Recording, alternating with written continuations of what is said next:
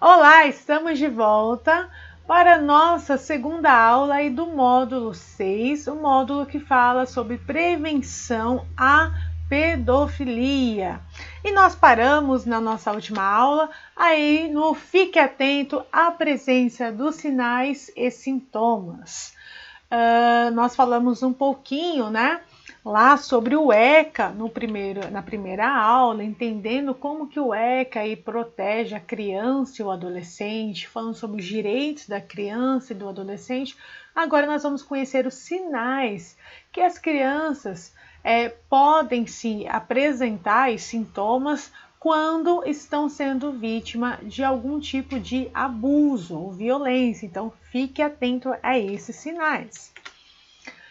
Quando a criança apresenta, o adolescente aí apresenta problemas escolares como notas baixas, isolamento e agressividade. Veja, muitas vezes essas crianças, infelizmente, acabam sendo vistas aí como bardeneiras, bagunceiras, né? Aquela pessoa que não quer nada da vida. Tome cuidado para não julgar desta maneira. Talvez essa criança esteja sendo vítima de algum tipo de violência. Nós precisamos ficar atentos e observar. E aí eu faço aí um apelo direto, né, aos professores, aos diretores, né, funcionários de escola, de cursinhos. Observe aí o comportamento das crianças, principalmente quando houve uma mudança brusca, né?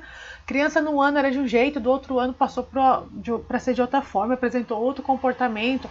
Ou se a criança já chegou na sua escola aí bem agressiva.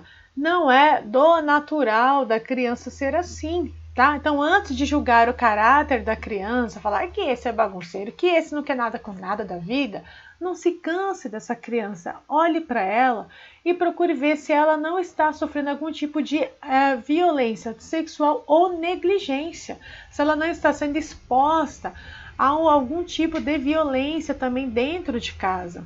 Porque a escola é o espaço que a criança vai sintomatizar com facilidade, porque ela se sente um pouco mais livre.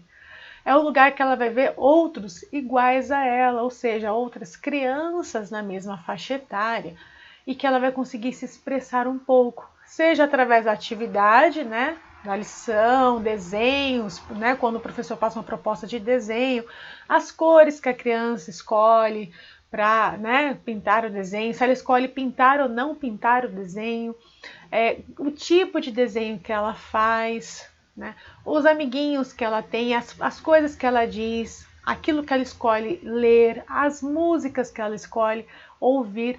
Tudo isso está falando algo sobre a personalidade daquela criança que está sendo formada e o contexto que ela está inserida. Se ela está passando por algum tipo de violência.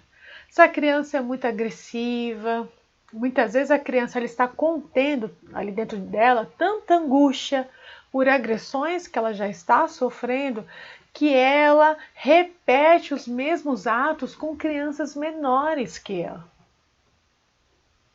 A mesma violência que ela sofre, ela repete, ela reproduz. E a maneira, às vezes, ali rebelde, né, a atitude rebelde da criança só demonstra ali, só está sinalizando a angústia que ela está sentindo. Então, não caracteriza essa criança como uma criança bardeneira que não quer nada da vida. Observe, convide os pais, conheça, né? Chame, conheça a vida dessa criança, se possível, ter uma visita domiciliar. Se perceber os sinais mais graves, né? Peça auxílio aí das forças policiais também, né? Faça uma denúncia, ligue para 100 aí a denúncia, diz que denúncia, e mostre essa criança ela pode estar em estado de sofrimento. Seja na creche, se a criança tem dificuldade para sentar, por exemplo, você pede para a criança sentar, ela não consegue, reclama de dor, essa criança pode estar sofrendo algum tipo de violência sexual. Se você vai encostar na criança e ela foge, né, ela fecha o corpo assim, ela pode estar sofrendo algum tipo de violência. Se ela não come, ela pode estar sofrendo algum tipo de violência. Atendi um caso também de uma criança, da perícia de uma criança que a mãe enfiou um lápis na língua da criança. Então a mãe, num surto nervoso, pegou o lápis, puxou a língua da criança e transpassou a língua da criança com o lápis. A criança ia para a escola e não falava mais, não brincava. A professora, muito sensível, né? Tá de parabéns essa professora, observando o comportamento da criança, porque na hora da chamada a criança não respondia, a chamada só levantava a mão. A criança estava mais quieta que o comum, que era uma criança quieta já, mais reservada. E já esse comportamento de estar mais reservada já demonstrava, né, alguma alteração, que alguma coisa não estava muito legal em casa mesmo. A professora conversava e a criança não respondia. A professora separou essa criança do grupo, né, e foi conversar individualmente, perguntar para a criança se estava tudo bem, se ela estava sentindo alguma dor, se algum lugar nela estava machucado. A criança só apontava para a boca. Quando a professora pediu para ver a boca, para ela abrir, a língua da criança estava já cheia de secreção, de pus, totalmente infeccionada. Enfim, aí a professora fez a denúncia, chamou a polícia, né? E aí a coisa aconteceu como deve acontecer, que nós vamos ver no próximo módulo como que é feita a denúncia e as práticas periciais. Mas veja, se a professora não tivesse tido um olhar sensível ali para aquela alteração no comportamento da criança, e veja que nem era uma criança ali bagunceira, já com histórico ali de uma criança agitada, não, era uma criança que já ficava quietinha. Se a professora olhasse e falasse, não, você está um pouco mais quieto, ou nem prestasse atenção, né, porque às vezes os tímidos, os mais quietos passam meio que desapercebido, né, na escola, essa criança poderia ter sofrido muito mais violência e talvez chegue a óbito, graças, né, a observação aí dessa professora que estava atenta aos seus alunos. Essa criança pode ser socorrida e ser retirada desse ambiente de violência.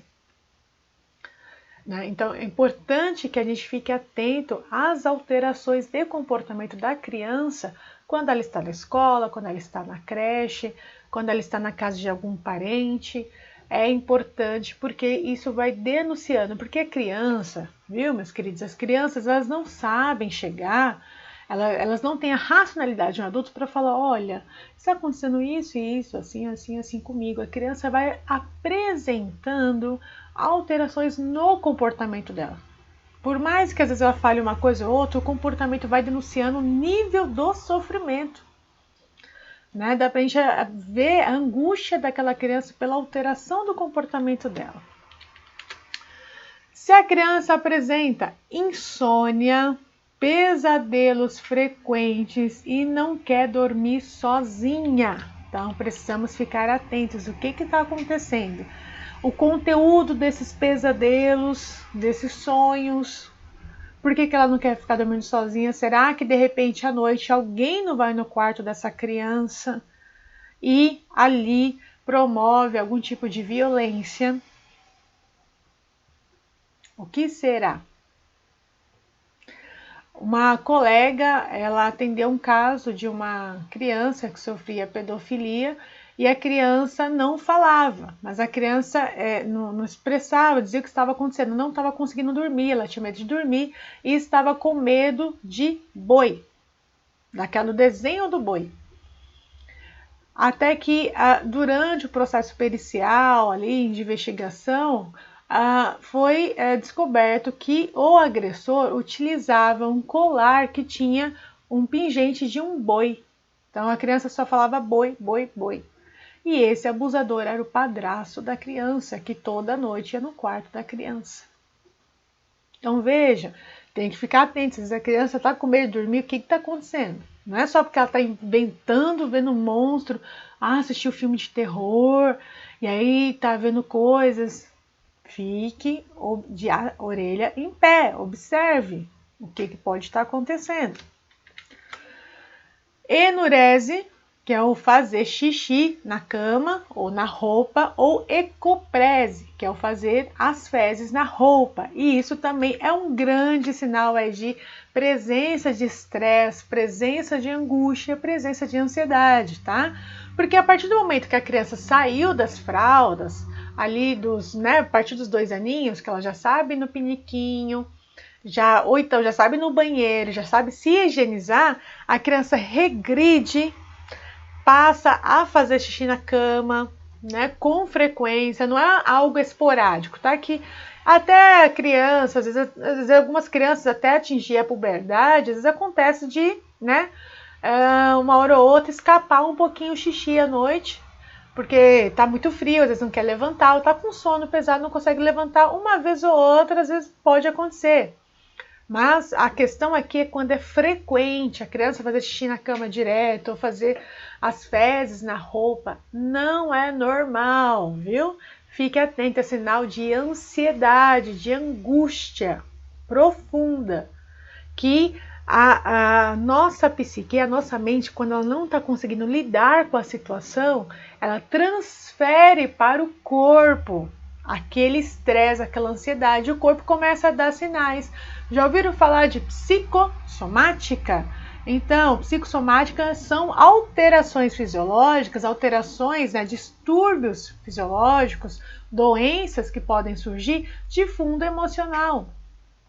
Nesse grupo aí, nós podemos colocar até a presença de quadros de bronquite. Crianças, a bronquite é uma doença psicossomática, claro, tem os agentes desencadeadores, né, como os produtos que podem causar alergia, né, que vão desencadear asma, mas a gente percebe uma criança que tem quadros frequentes de asma, né, de alergia, de bronquite, direta no pronto-socorro.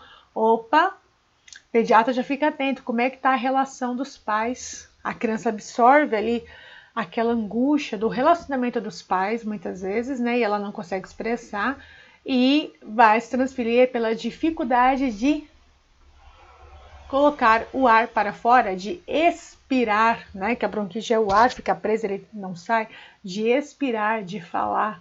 Crianças com a garganta inflamada com frequência, que vai no médico, faz tratamento e nunca melhora, sempre tendo dificuldade. Temos que observar. Será que essa criança não está, de alguma forma, sendo reprimida, oprimida? Crianças com dor de cabeça constante, sobretudo aqui na fronte, pode estar sofrendo muito estresse. Então temos que ficar atento. Roer unhas, né? Eu falei na aula passada, roer unhas, então que deixa ali, na aula passada não, no módulo passado, deixa só o cotoquinho, até sangra, né? Ansiedade extrema. Nós temos muitos adultos que roem unha, né? Porque estão muito ansiosos, não estão conseguindo dar vazão para essa angústia, muita preocupação, não conseguem falar sobre suas ansiedades. Imagina uma criança. Se para você, meu amigo, minha amiga, já é difícil lidar com alguns problemas, imagine para uma criança que ela está vivendo constantemente a sensação de insegurança. Então, é importante ficar atento. A perda de peso brusca. Então, essa criança estava saudável, estava bem, peso ok ali e tal. De repente começa a emagrecer, perdeu o apetite, começa a emagrecer. A criança fica embotada. É um sinal que ela pode estar passando por algum tipo de violência, sim. Curiosidade sexual excessiva ou conhecimento sexual inapropriado para a idade. De repente você está vendo a criança fazer perguntas ou tendo atitudes aí, né, de curiosidade sexual excessiva, querendo ver os órgãos genitais a todo custo, querendo tocar nos órgãos genitais, né, dos adultos dela. Você pega a criança manipulando excessivamente o órgão genital, a ponto até de machucar, falando palavras que não é próprio de uma criança, né? Palavras erotizadas, um comportamento erotizado. Grande sinal aí de que essa criança está sendo exposta à sexualidade de maneira inadequada, à sexualidade erotizada, que ela pode estar sofrendo algum tipo de exploração sexual, de abuso sexual. Então tem que ficar atento. Desenhos e textos relacionados a situações de abuso sexual ou violento. E aí, né, meus amigos que possam estar vendo o curso, que são professores, diretores, é bem comum as crianças apresentarem esse tipo de desenho na escola, né? O professor pede lá para desenhar a família, desenhar, sei lá, uma pessoa, uma imagem, uma paisagem, ela desenha uma criança tampando aqui a área da genital, né? Ou um desenho de uma criança com a área da genitália sangrando, referindo dor. Um adulto com um órgão genital gigante, com pênis gigante, por exemplo. Ou uma criança sentada no colo de um adulto, geralmente ali com a carinha triste. Então, é importante ficar atento aos desenhos. Quando a criança vier para você mostrando desenho, olhe, por favor, tá? Não desvalorize, não negligencie isso. Olha que desenho. Mesmo que você não entenda, que bonito, valorize, né? Até porque você está trabalhando ali a autoestima da criança. E ao mesmo tempo observe o que ela quis dizer com aquele desenho, né? Porque a criança, ela tem uma intenção quando ela desenha. Eu lembro que eu tenho um sobrinho e quando ele estava ali com 4 aninhos, eu cheguei na casa dele, né, fui visitá-lo, e eu tinha o costume de quase todos os dias passar para vê-lo, né, quando ele estava nesse princípio aí, né, nessa faixa etária. E eu cheguei lá, ele pegou um caderno de desenho e foi desenhar. Depois ele veio para mim com uma folha toda pintada de preto, que ele pegou o giz de cera, pintou a folha inteira de preto e falou: titia, é para você. Aí eu olhei assim, né? Eu falei: eita, Laia, o que tá acontecendo? Até um frio na espinhela já. Falei: obrigada, tal. Eu falei: mas o que você quis dizer com esse desenho? Por que você pintou a folha toda de preta? Ele falou: titia, eu quis fazer a cor que você mais gosta. Aí eu falei: deu até falei, respirei fundo, né? Falei: obrigada, porque sim, né? Preto é a cor que eu mais gosto, uma das cores que eu mais gosto. Aí ele falou: tá. Eu falei: obrigada, entendi, agora eu entendi. Depois eu fui olhar, né? Falei: bem, deixa eu me garantir aqui que realmente ele quis dizer isso. Olhar os outros desenhos e estavam ali adequado, né, para a faixa etária dele, adequado ali para o estado emocional que ele apresentava. Então eu falei: não vi nada ali demais. Desenhos convencionais para qualquer criança, colorido, brinquedo, super-herói, né, tentando desenhar super-herói. Então tava ok. Mas a gente tem que ficar atento quando vê alguma coisinha assim, fazer que nem o Chapolin Colorado, anteninha de vinil, porque pode ser que tenha algum probleminha ali, viu? Interesse por brincadeiras, filmes e jogos sexualizados. Temos que ficar atento nisto, tá? Interesses por jogos sexualizados, filmes. Tive um caso também que esse foi, meu Deus, né? Precisava fazer uma visita domiciliar, né? Uma visita ali à família, fui até a casa. Olha o detalhe da casa. A casa é um apartamento, eu precisei ser anunciada para subir, anunciada ali pelo porteiro, subi. Então, a pessoa que estava dentro da casa, o adulto, sabia que eu estava chegando na casa. A casa ainda tinha ali o olho mágico. A pessoa me viu pelo olho mágico. Quando abre a porta, uma televisão enorme na sala, vai ter umas 50 polegadas, aquele televisor ali, com o filme pornô. Isso eram 2 da tarde, num sábado, filme pornô. E o adulto sentado assistindo com a criança. A criança aí que a escola havia feito uma denúncia devido ao próprio comportamento da criança. A escola suspeitou que a criança pudesse estar sendo explorada sexualmente, sendo exposta, e a sexualidade bem a gente confirmou, né? Chegando ali, que a criança realmente estava sendo exposta à sexualidade, além que depois nós descobrimos que não era só ao sexo que a criança sendo exposta e explorada, mas como também ao abuso de drogas, né? Então o pai da criança usava drogas na frente da criança, né? Então, situação bem complicada.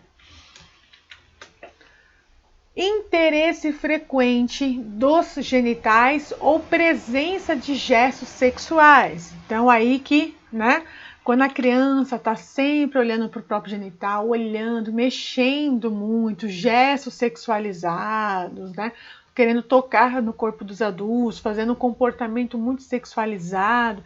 E olha como a nossa cultura, né, ela sexualiza as crianças. A gente vê que a família muitas vezes veste a criança com roupas de adulto, fica parecendo um mini adulto, né? Um mini adulto ali, aí acha bonita a criança de fraldinha ainda, dançando coreografias erotizadas, expondo a criança a essas músicas. Isso, como nós vimos na aula passada, é corrupção de menores, você está expondo a criança a uma sexualidade que não é para ela ainda.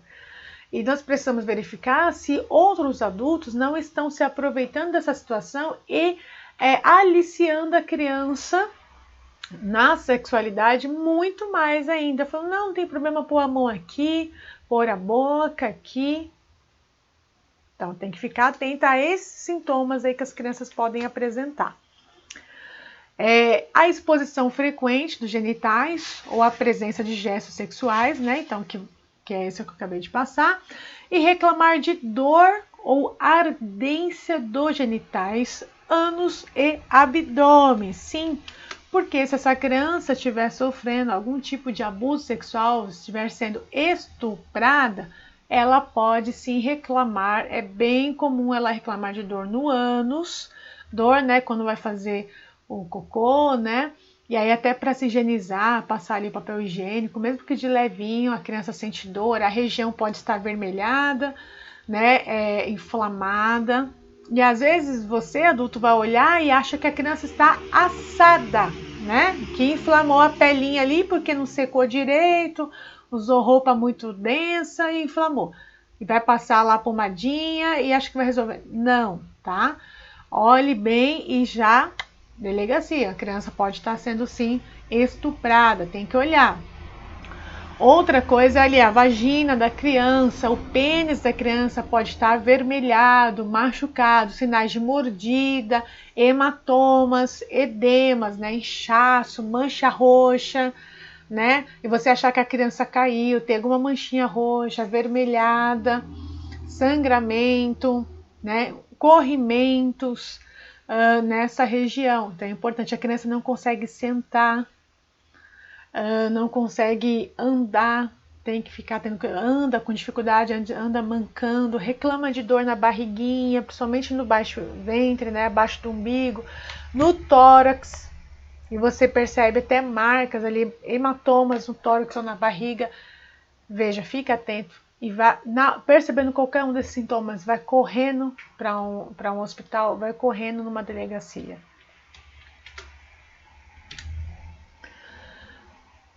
Tristeza profunda e chorar constante, né? O choro constante. Não é também normal uma criança ficar triste, tá? Quando a gente fala normal, porque não é comum das crianças ficarem tristes constantemente, chorando. Alguma coisa está de errado com essa criança, tá? Então precisa ser verificado. Procure ajuda, vai no pediatra, um psicólogo, né? Ou na própria delegacia do seu bairro e mostra, olha, meu filho tá assim, alguma coisa tá acontecendo. Ansiedade, depressão, automutilação e ideação suicida. Então, presença de comportamentos ansiosos, né? A criança está muito acelerada ou deprimida, falar que quer morrer, que a vida não faz sentido, que não vale nada, que ela não vale para nada, não tem sentido a vida, que ela não tem valor, que ela é burra mesmo, né? Que, enfim, falas assim, alguma coisa tá de errado, tá? Então é importante verificar também. Algum tipo de violência também tá errado. Essa criança às vezes não tá sofrendo violência sexual, mas pode estar sofrendo algum outro tipo de violência, de alguma injúria moral, julgamento, né? Exposição, que tá fazendo essa criança ficar assim. Automutilação, então a criança pode estar se arranhando, arrancando os cabelos, se cortando, pegando ali qualquer coisa que possa, qualquer instrumento, né, que possa gerar um ferimento. Então até faquinha de pão, quando você não está por perto, faquinha de plástico, aquela de plástico, garfinho, apontador, o lápis. Tesoura, mesmo que a tesoura sem ponta, ela pode estar passando no corpinho, no abdômen, na barriga, na perna e se machucando ou falando que quer morrer, que vai se matar. Não é comum uma criança falar isso, então fique atento. Evitar contato físico, abraço, aperto de mão. Como eu falei no módulo passado, é muito comum vítimas de violência sexual não quererem abraço, rejeitar abraço. Eu até dou uma dica para você, né? Sempre que você for abraçar uma pessoa, principalmente quando você não sabe a história dela, pergunte antes se você pode dar um abraço, tá? É uma dica que ajuda a gerar paz para as pessoas. Mesmo que ela não tenha sofrido violência, vai ser gentil da sua parte perguntar, porque nós não podemos invadir o espaço do outro sem que o outro nos convide, né, nos permita. Então, quando você fala para uma pessoa, será que eu posso te dar um abraço? Você está honrando esta pessoa, você está mostrando para ela que ela é digna de todo o respeito. Então, você está solicitando e ela vai julgar se sim ou se não. Se ela falar não, muito obrigada, também não se ofenda, a pessoa tem direito a não querer ter um abraço, não receber abraço. Tem pessoas que são mais tímidas, reservadas, outras se sentem incomodadas porque vivenciaram situações no qual o toque foi agressivo, né? E às vezes a pessoa não quer mesmo. Então não se sinta ofendido, ninguém é obrigado a querer ter abraço, tá? Não podemos viver aí na ilusão de que todo mundo quer ser abraçado, de repente naquele dia a pessoa não quer, por mais delicioso que seja o abraço. Naquele dia a pessoa não quer. E se ela querer também, vai ser, nossa, tão mais prazeroso esse abraço, porque ela vai retribuir o carinho que você está dando. Ela vai retribuir o abraço, ela vai estar relaxada. Então sempre pergunte, será que eu posso te dar um abraço? Né? Será que eu posso pegar na sua mão? Que cabelo bonito, será que eu posso tocar no seu cabelo? Pronto, tá? Se a pessoa falou não, não insista. Não insista. Nós somos aqui no Brasil e algumas regiões mais que outras muito calorosos, né? Nós queremos demonstrar o afeto, o amor pelo toque. É típico da nossa cultura. Mas somos humanos racionais, passíveis de evolução. Não seja aí só fruto, né, da cultura em si, né, da repetição de comportamento, né? Da modelagem desse comportamento, você pode pensar e ir além da caixinha. Faça diferente, né? Procure ter aí um modus operandi aí diferente, né? Seja uma pessoa que considere essas particularidades quando se relacionar com outra pessoa. Uso de palavrões ou gestos obscenos. Não é comum também uma criança ficar falando palavrão, viu? Ficar fazendo gesto obsceno com as mãos, a criança copiou, aprendeu ou foi orientada por algum adulto, tá? Tá repetindo o ato de algum adulto. Aí os adultos tendem a negar, não, eu não. Sim, observe bem, um adulto está ensinando, mesmo que indiretamente, essa criança a fazer isso.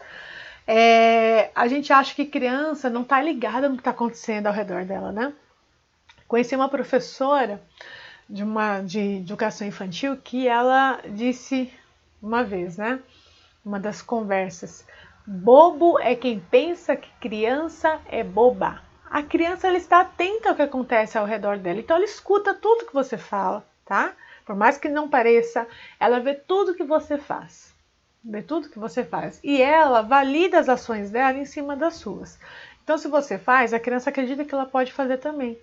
Por isso que não é fácil educar. Porque nós temos que, além de educar, antes de educar ainda aquela criança, né?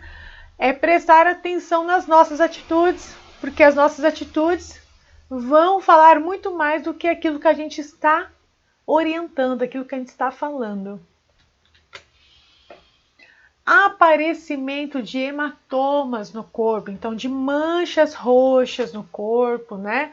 E aí pode estar inchado, também ter edema, então aquelas manchinhas que do nada, sabe? Uma mancha roxa que não some, ou que você toca, dói, mesmo que não doa, né? Tem que ficar atento, que essa criança, ela é muito desajeitada, ela cai demais, né? Sei lá, sofre de dispraxia. Não! Fique atento, essa criança pode estar sofrendo algum tipo de violência por alguém. O irmão mais velho, um primo, o pai, o padrasto, a mãe, a madrasta, avô, a avó, vizinhos, professor, beliscão, marca de beliscão, né? Algum tipo de sangramento, sangramento nasal, no ouvido, vômito com sangue. Aí, ocorrência de doença sexualmente transmissível. Né? Essa é mais do que óbvia. A criança apresentou algum sintoma, se levou no pediatra, tá meio doente, o pediatra falou, opa, isso aqui tá com um sintoma estranho, o pediatra vai lá e pede exames aí de sorologia, identificada aí uma doença sexualmente transmissível. Né? Não precisa nem a gente pensar muito para dizer que essa criança pode sim estar sofrendo algum tipo de abuso sexual. Repúdio por alguém que a criança a princípio gostava.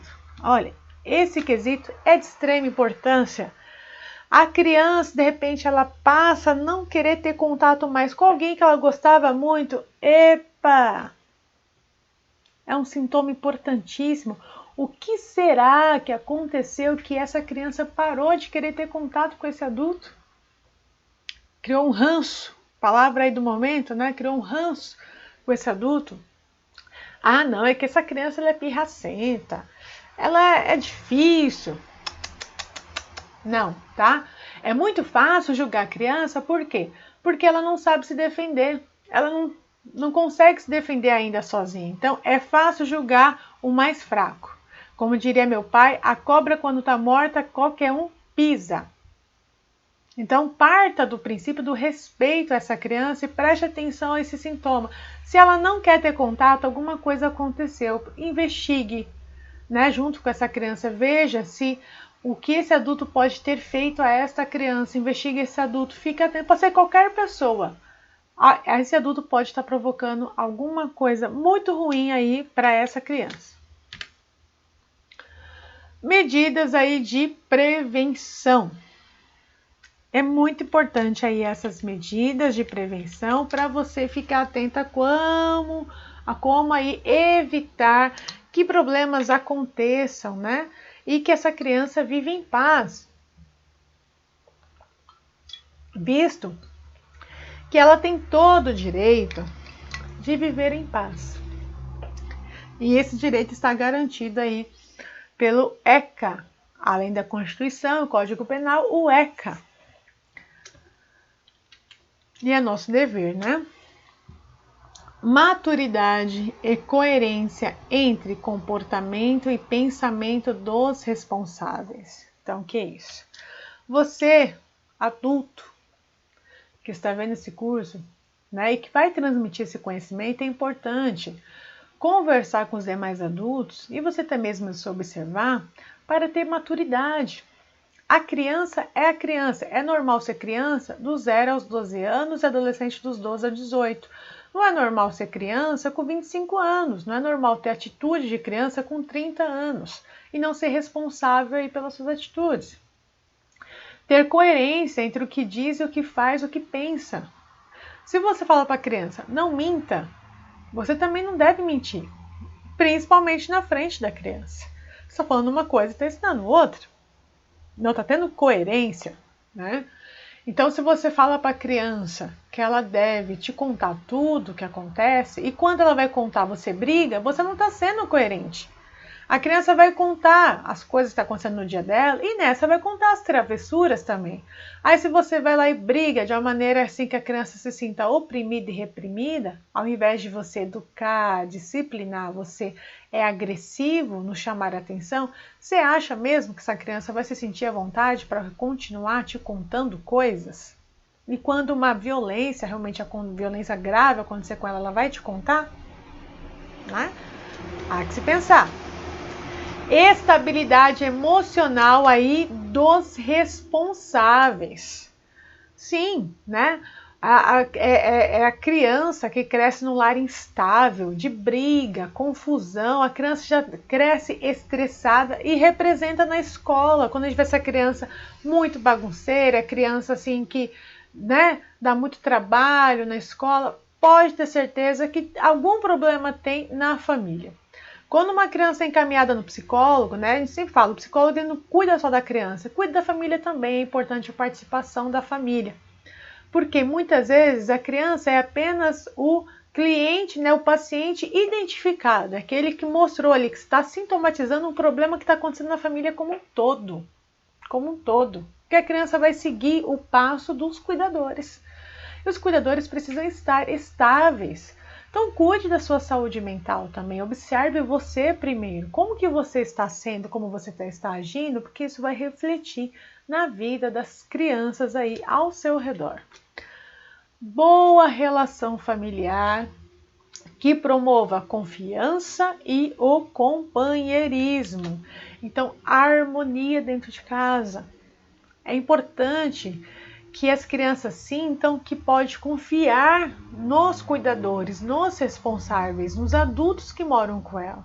Que ela pode falar tudo que ela quiser, que ela é protegida por esses adultos, né? Que ela pode falar o que está pensando, o que está sentindo, que ela é vista, que ela não está abandonada, né? Que esse adulto garante que ela consegue fazer as coisas. O mínimo de autoestima que esse adulto passa, essa criança já se sente uhul, né? O máximo.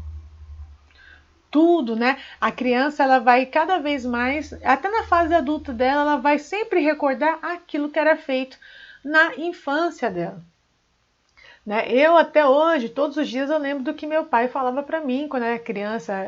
Depois de Deus, meu pai é a pessoa que eu mais penso todos os dias quando eu acordo.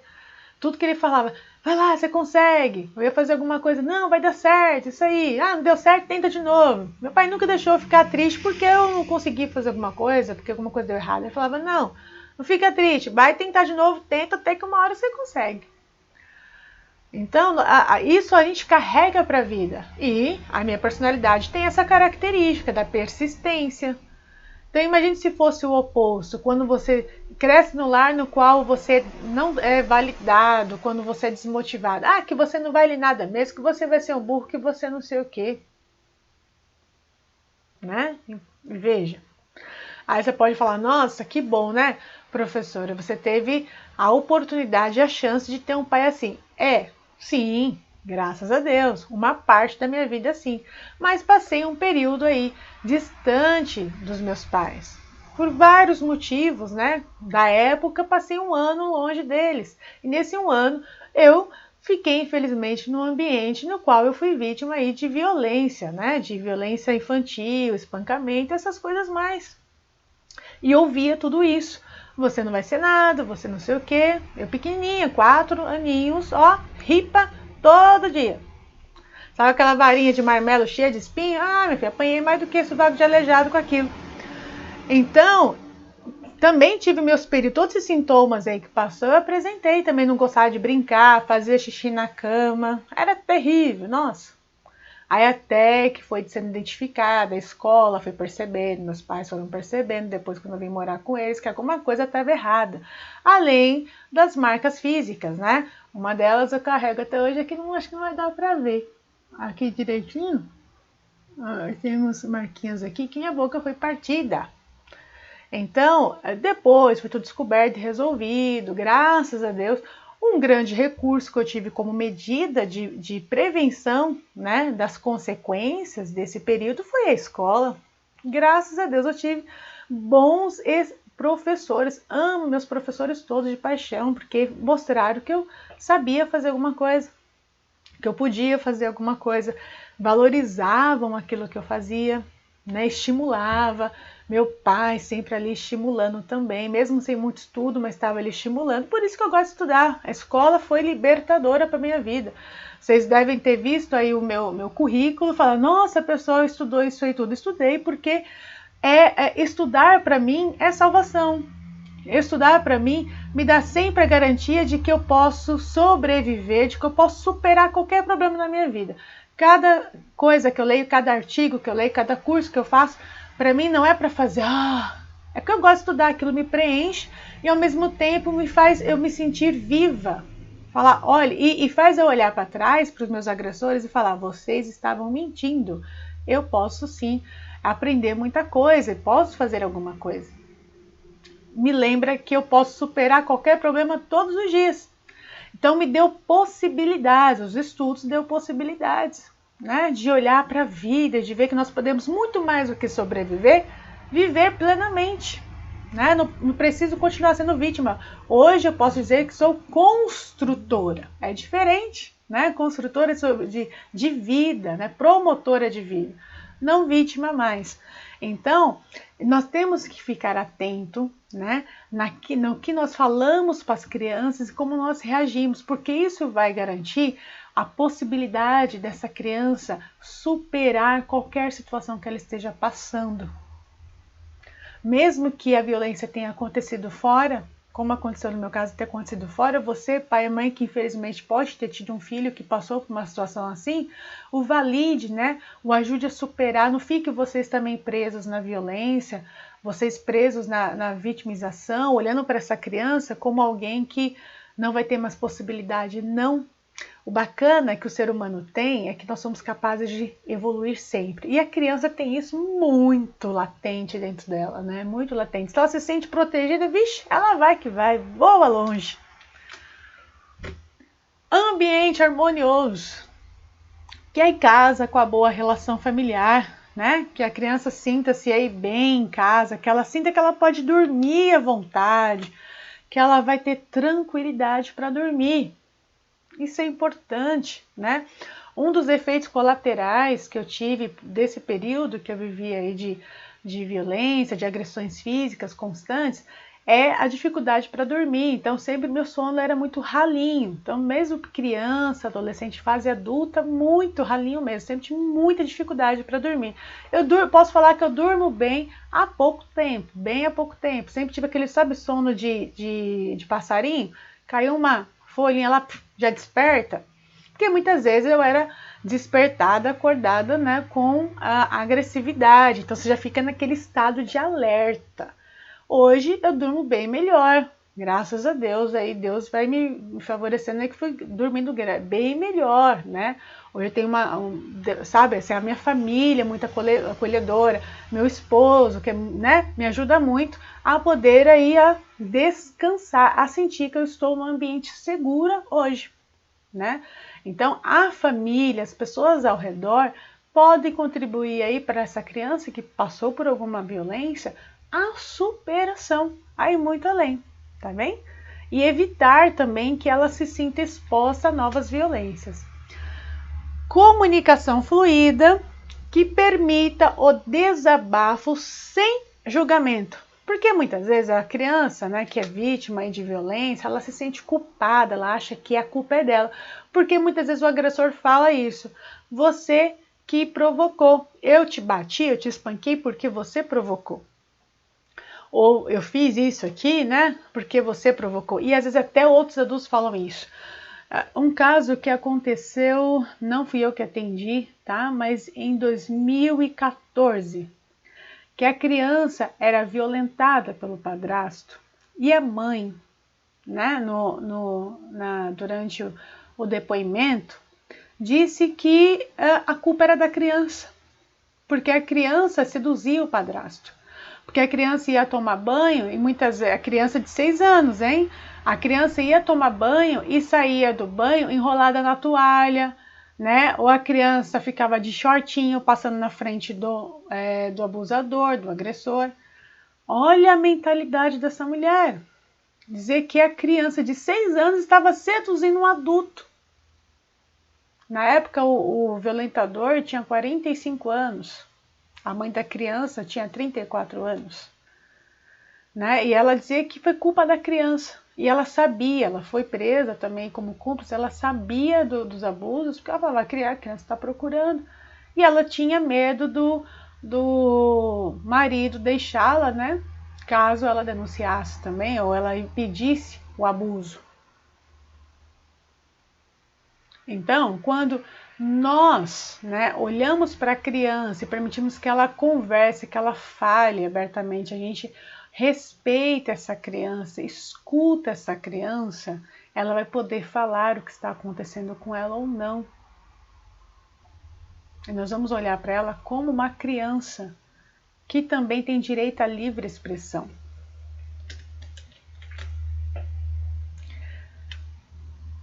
aqui nós temos, né, o semáforo do toque, que durante esse ano, né, de pandemia foi muito divulgado, né? Então é importante você, se você puder, né, eu falo para você, meu amigo que está aí, minha amiga que está vendo esse curso, né, faça esse bem à sociedade, ó, distribua esse semáforo aí do toque nas suas redes sociais, pegue esse slide aqui, né, que você imprimiu o material didático, aqui embaixo tem onde você imprime, pega lá, tira uma fotinha, coloca no seu story lá do Instagram, do Face, o status do WhatsApp, coloca lá no seu feed para as pessoas que acessarem o seu feed de notícia, não ver só suas fotos lindas e maravilhosas lá, mas verem também essa belezura que é essa indicação de como a criança pode se proteger.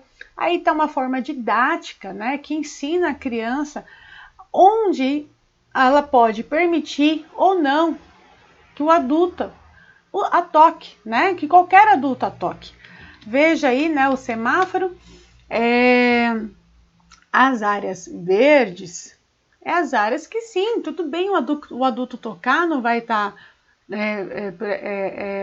ferindo essa criança, não vai estar violentando a privacidade física, né, dessa criança, não vai estar abusando dessa criança. Então, tocar na testinha e no ombro. Às vezes encostar aqui, né? Claro, pegar com violência, não. Aí você fala, não pode, a intensidade do toque. Mas essa área não pode, não tem problema ser tocada com a mão na testinha, né? Lugares que já tá ficando meio tenso, que aí tem que tomar cuidado, observar bem. Quando pega na mão da criança, então qualquer adulto pega na mão, vai puxar para algum lugar, opa, vê quem é esse adulto, como é que tá pegando na mão da criança. Ou se pega a mãozinha da criança e leva até para tocar alguma parte do adulto, aí já não pode, né? E ali na perninha, tá? Ali para baixo do joelho. Então, opa, no joelho, tal. Ficar atento. Sinal que não pode tocar de jeito nenhum. Onde está vermelho? Boca, ali nas mamas, no caso das meninas, né? No mamilo. E na genitália, tá? E no bumbum também, tá bom? Que ali o bonequinho não tá de costa, mas no bumbum também não pode tocar. Então você tem que ensinar a criança. Imprima, distribua aí para os seus filhos, seus sobrinhos, primos, né? Faça esse ato de caridade. Muitas vezes a gente quer salvar as borboletas do Afeganistão, mas não salva o vizinho que está do lado, né? Muito bom, obra de caridade, doações que você faz para fora, mas reserve um tempo para você fazer essa caridade, distribuir também esse semáforo, passa para os seus vizinhos, pede para o seu pastor, seu padre, né, seu pai de santo, e mostrar aí na igreja, no culto, esse semáforo para orientar as crianças e orientar os pais.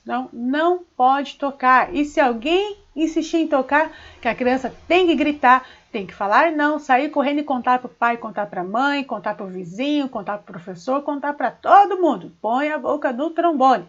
Não pode ficar em silêncio, tá bem? Então não ensine a criança a ficar em silêncio. Nós temos que permitir que as crianças falem. Quando você fala para a criança, cala a boca, que não sei o quê, você está ensinando ela a ficar em silêncio. E quando o agressor falar com ela assim, ela também vai ficar em silêncio, porque ela vai ficar com medo do agressor, ok? Então, transfira, mostre esses sinais aí. Outra coisa muitíssimo importante, que eu falei lá no nosso primeiro módulo, de sexualidade humana, né? É sempre bom, nós estamos aqui no nosso sexto módulo, você, no seu tempo livre, ir lá nos módulos passados, dá uma lida novamente no material, veja os vídeos novamente, né? Se puder aí, assista junto com a tua família, para você estar sempre relembrando o conhecimento e distribuindo o conhecimento também. Léo disse, a criança não precisa que você fique dando banho nela eternamente, tá bom? Então, a criança quando já está ali com seus 3 aninhos, 4 aninhos, ela já sabe tomar banho sozinha. Você pode pôr ela, você vai apenas, enquanto adulto, supervisionar o banho da criança. O que é isso? Você vai olhar, você vai conduzir lá do banheiro, vai ligar o chuveiro, né? Ou pôr a água numa banheirinha, né? Para a criança e vai ensinando através dos comandos de voz como deve ser o banho. Vai lá, pega o sabonetinho, faz a espuminha. Hora de lavar o roxinho, atrás da orelha. Você faz em você, simula em você e vai falando e a criança vai repetir. Lavar o sovaquinho para ficar cheiroso, né? A axila, o pezinho. Agora é a hora de lavar o bumbum. Faz a espuminha, passa no bumbum. Isso. Lavar o fazedor de xixi, como diz lá na música do Castelo Rá-Tim-Bum, né? Você pode até cantar música para criança.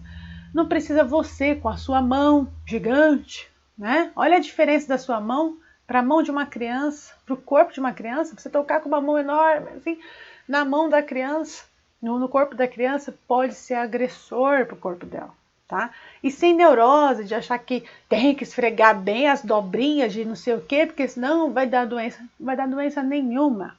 Criança não tem secreção, criança ainda não tem ação hormonal para poder gerar as secreções e odores fortes, tá? Então, é o banho ali, a criança mesmo higienizou, a criança se seca. Ensina ela, toalhinha aqui, nas costas, bumbum, agora veste a roupinha.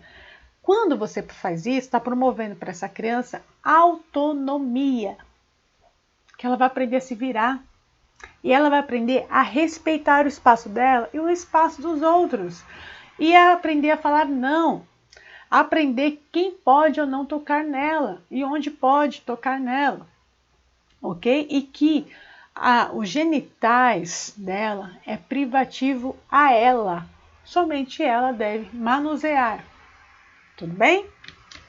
Então aí distribua aí o semáforo do toque.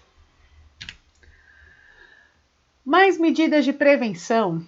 Estimular o respeito ao espaço alheio, respeitando o espaço da criança e se higienizar sozinha, como eu acabei de falar.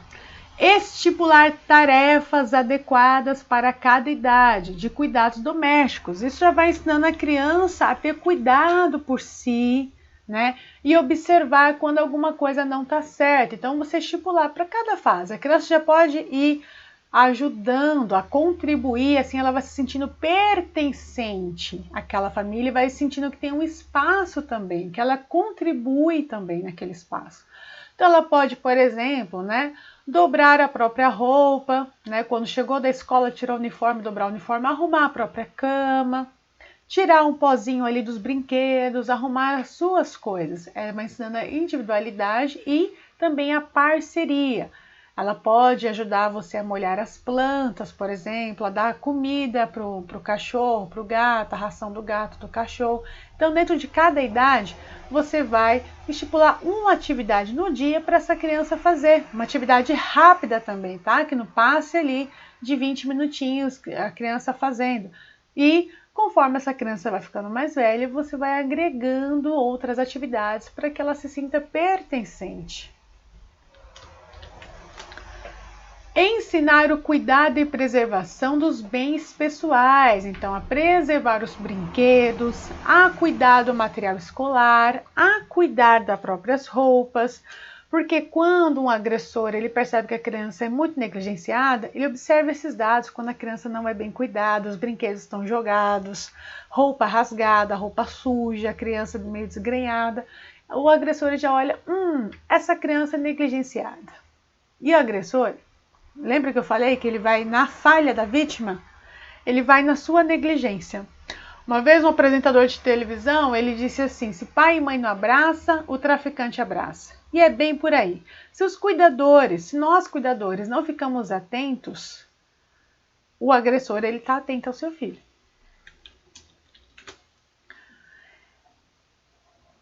Acesso irrestrito aos responsáveis, às senhas, redes sociais e aparelhos eletrônicos. Veja, não existe essa de que a senha do celular da criança, do computador, tablet, enfim, você não tem acesso, ou das redes sociais. Não, pai, mãe, cuidador tem que ter acesso irrestrito aos objetos eletrônicos, e as redes sociais da criança.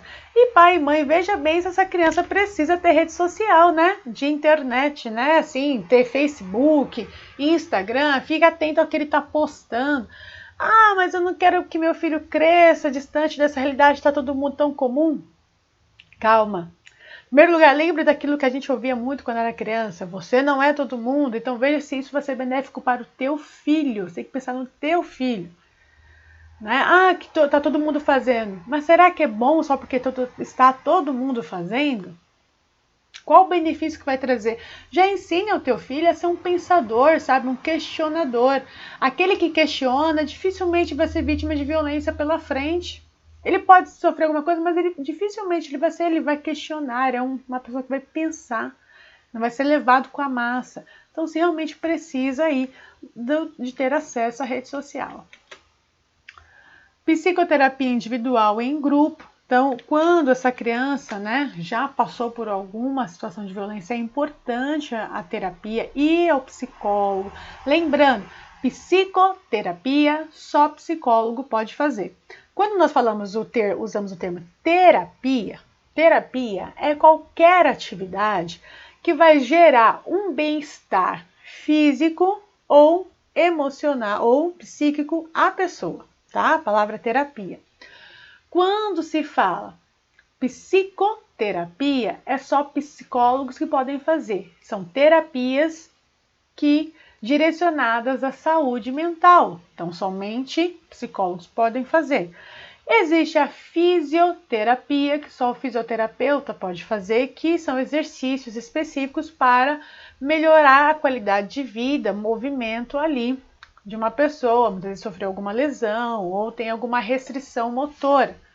Então, existem diversas terapias. A psicoterapia é o psicólogo, somente psicólogos devidamente registrados lá no Conselho Regional de Psicologia da região, né, da pessoa, da sua região, é que pode aplicar a psicoterapia. Ela pode ser feita individualmente ou em grupo, tá? Os postos de saúde costumam oferecer em grupo. CAPS também funciona bem. E muitas vezes o grupo ele é selecionado, tá? A mesma faixa etária, o mesmo quadro, geralmente acontece ser bem selecionado, principalmente no caso de crianças. E mesmo que não tenha havido aí uma violência constatada, se percebeu qualquer uma daquelas alterações no comportamento da criança, procure um psicólogo para ele fazer uma avaliação, né, e ver se está tudo bem, que às vezes não foi uma situação de violência, mas pode ser algum outro problema que esteja acontecendo com o teu filho, ou teu sobrinho, enfim, a criança a que você quer proteger e amar. Aconselhamento e educação sexual, que isso é o cuidador, né, e é o principal agente desse processo, além de outros veículos como igreja, escola, mas o cuidador é o melhor aí agente, é o melhor assim, é o mais indicado, porque é aquele que tem autoridade sobre a criança e vai ele dizer como ele pretende gerir essa educação, né? Como ele pretende explicar sobre os órgãos sexuais, sobre a sexualidade em si, né? E orientar essa criança e como que ele quer que seja essa relação com ele com a criança, no sentido da criança ter esse espaço de fala, né?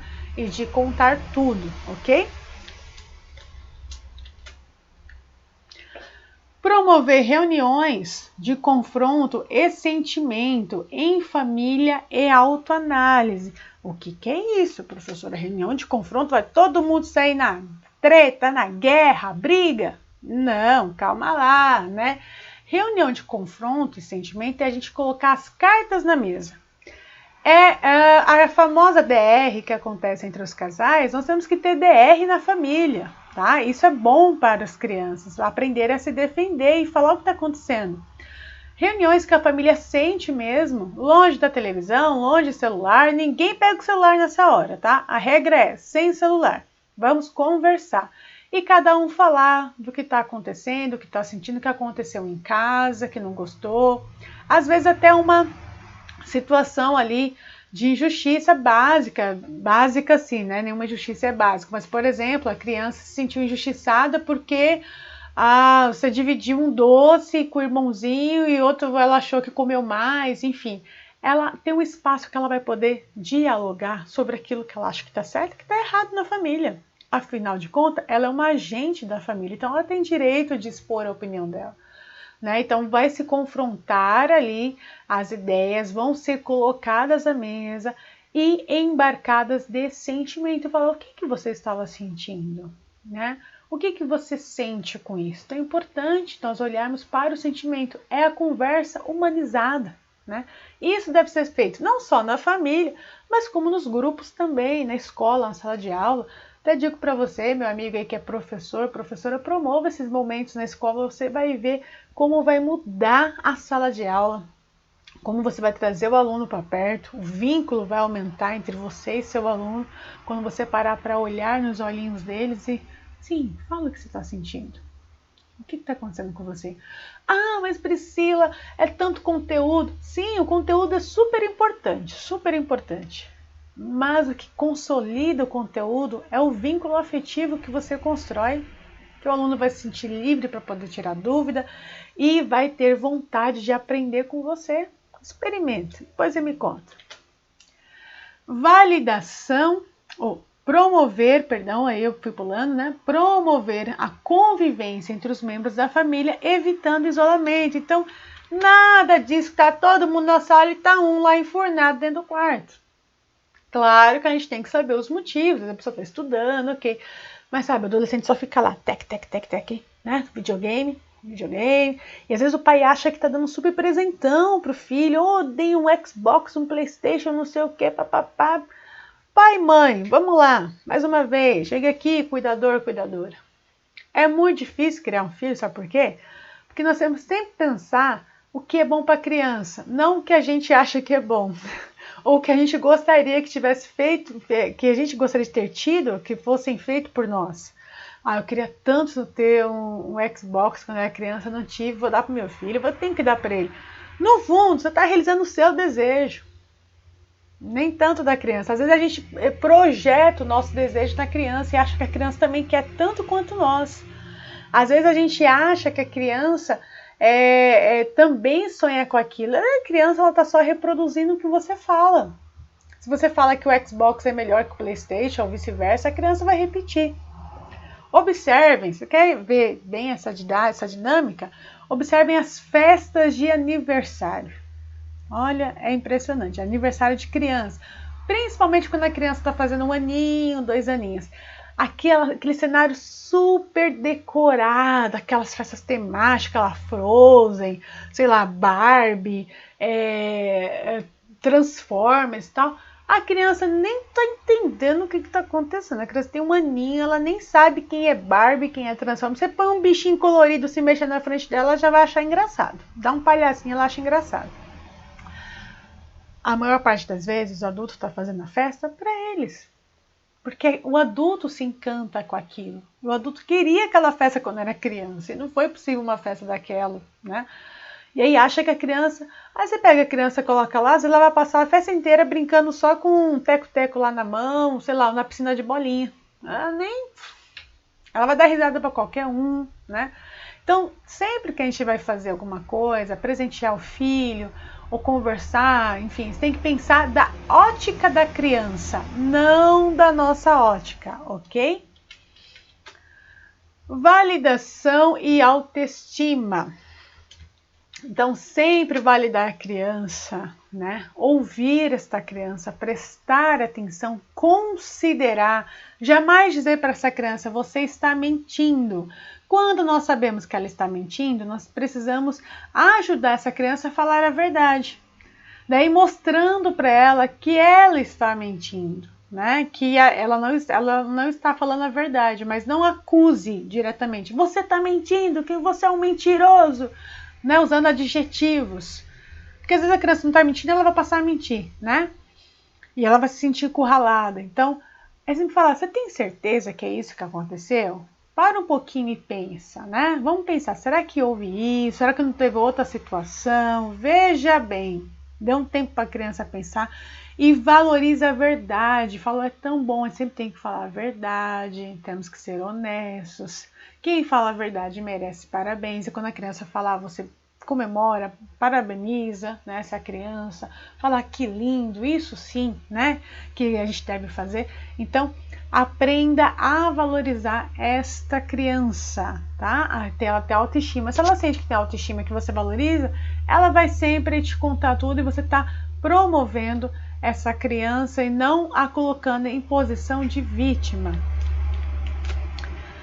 Caso a criança recuse o abraço ou cumprimento de um adulto, não force. Nós já falamos disso, né? Então, não force. Tá bem aí em caixa alta para vocês entenderem. Não force, tá? Ah, porque tem que cumprimentar com a educação. Opa, tá? A criança está sendo mal educada. Ela não está querendo ali. Alguma coisa está fazendo ela se sentir mal. Então, aí você conversa. Você é adulto, manobre a situação, né? Fala com o outro, oh, não, ela tá meio tímida, enfim. Mas não force. E depois conversa com a criança para entender o que houve, tá?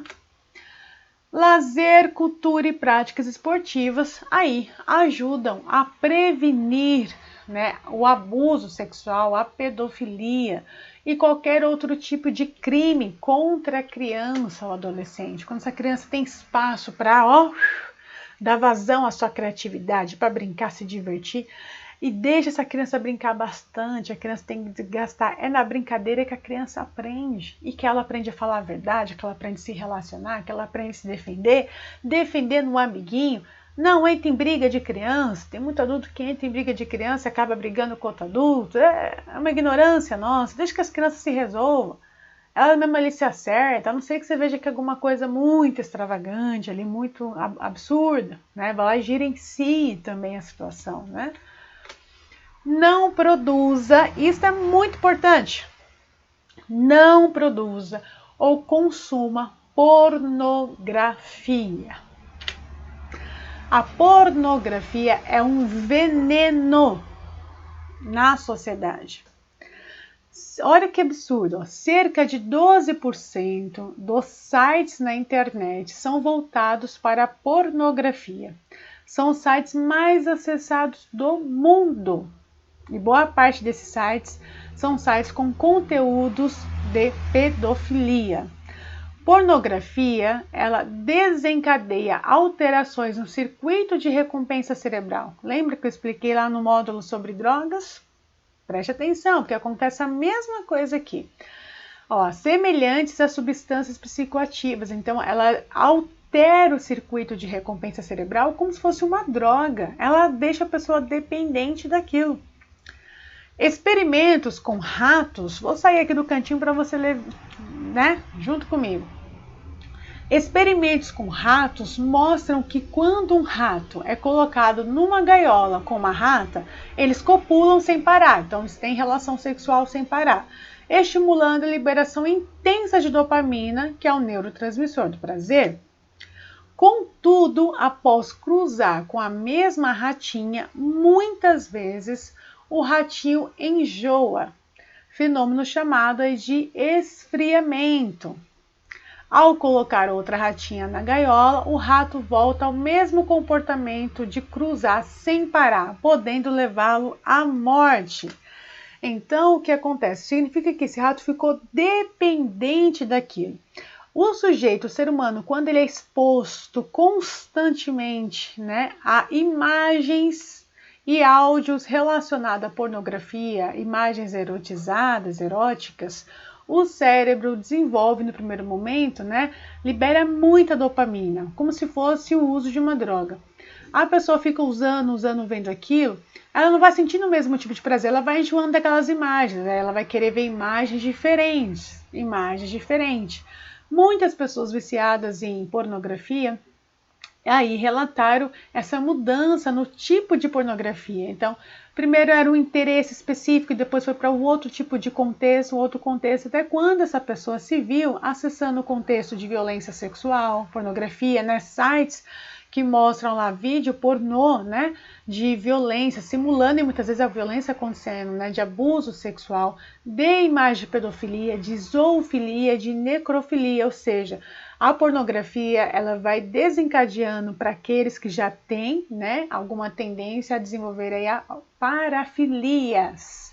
Nós vimos que é parafilia lá no módulo 4, parafilias. E a pessoa que às vezes não levou em prática, ainda pode se sentir movida a praticar. Além do que, leva a um esfriamento na relação sexual do casal também. Então, muitos homens já perdem o interesse para a relação real e passam a viver essa relação imaginária, estimulada aí pelas imagens e pelos vídeos. Pode desenvolver a compulsão pela masturbação. Então a pessoa ela vai vendo vídeo, se masturbando o tempo todo e pode ter esse adoecimento mental e físico, problemas físicos também, desenvolver disfunção erétil e ejaculação precoce. Às vezes vê um vídeo escondido, né? E precisa se masturbar rapidamente. Pode também ter problemas sociais, como por exemplo, ser mandado embora, né? Ser demitido por justa causa, porque muitas pessoas viciadas não conseguindo se conter, acessam sites pornográficos diretamente do trabalho e esquecem que os seus computadores estão ligados em rede e sempre tem aí o gerenciador da rede que sabe o que você está acessando. Ou mesmo que não esteja na rede, esteja no celular, é surpreendido, né? Seja no banheiro não, seja no corredor, né? Na sala, com acesso à pornografia. Leva aí a divórcio, separações e inúmeros problemas. E quando você acessa, né, um site pornográfico, você está contribuindo aí também para o crime organizado, para redes de tráfico humano e redes de exploração sexual infantil, tá? Então tá lá novinha não sei o que. Veja, tome cuidado com isso. Quem tem interesse em relação sexual com novinha, né? Que tipo de perfil psicológico é esse? Que tipo de perfil de personalidade é esse? Né? Você está propagando, mesmo que indiretamente, que esse tipo de crime continue. Então, combata a pornografia. Né? Se você apresenta algum sintoma do vício em pornografia, se você acessa esse site, procure ajuda, pare de acessar, porque não traz benefício nenhum à sociedade, ao contrário. Ah, é interessante, não sei o que, não sei o que, não sei o que.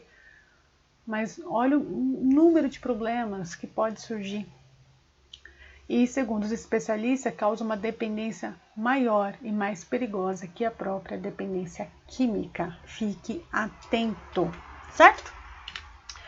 E eu gostaria muito de agradecer a vocês, né, por estarem comigo aí neste módulo que falamos aí sobre prevenção. Primeiro vimos o que o ECA fala sobre a criança e adolescente, vimos os sinais e sintomas que eles apresentam quando não estão bem e medidas de proteção, né, e prevenção aí à pedofilia e aos demais crimes sexuais, bem como violências de todos os tipos que podem ser proferidas aí a crianças.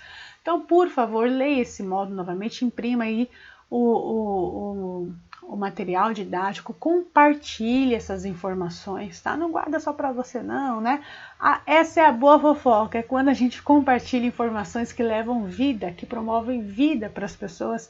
Deixe seu comentário aqui, eu quero saber o que você achou dessa aula, quero saber o que você achou dessas informações, se foi válido, se não foi válido.